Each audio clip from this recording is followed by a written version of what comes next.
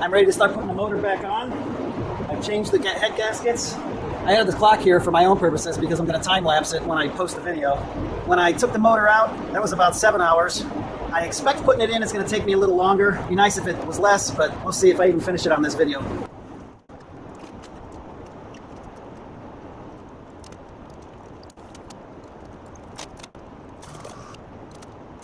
I cross-threaded one of the front mount bolt holes and I had to get my tap out and clean it up.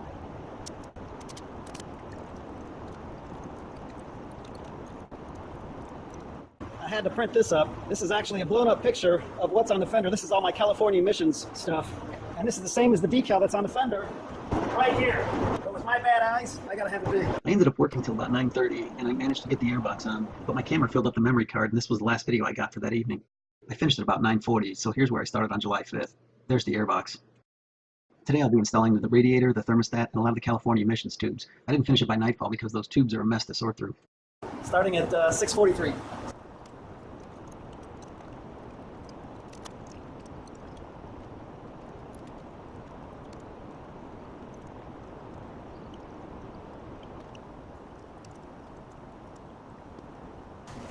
It's July 6th. I actually got all the vacuum tubes for the California emissions done last night. I just have to put the fake fins and chrome covers on the back cylinders, and then I have to do the exhaust, the brake pedal, and the clutch pedal on the other side, and rehook up the chain and fill it with fluids, and I should be able to go. I can't see why I wouldn't be able to finish that tonight, and maybe even start it tonight, but you never know.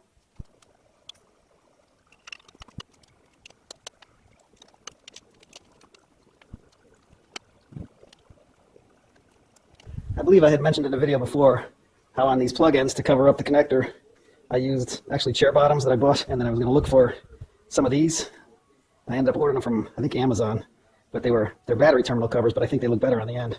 I actually already put one on that. I'm going to switch out my front ones now. So here's what that looks like installed on here. It's nice because it covers up that entire end.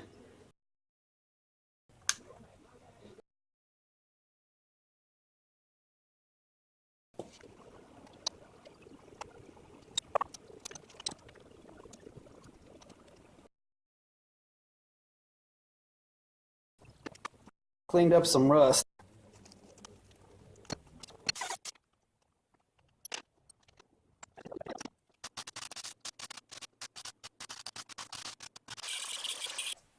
Did some touch-up welding on my manifolds for my modified exhaust.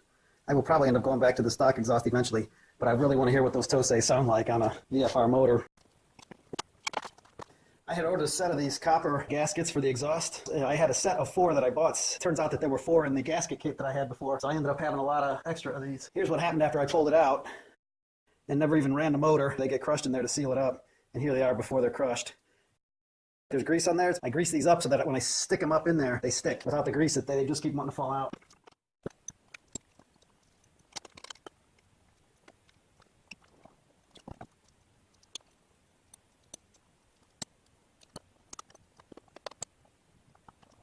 Saturday, July 7th. I didn't finish the other night like I wanted to because I broke one of the exhaust studs, so I had to run out and get one. So I'm starting now at 4:35 Saturday evening. I fixed the studs and I got the front exhaust pipes on. I just need to get the backs on, and I think before I do anything more beyond that, I will put the battery in, fill the fluids, and test it.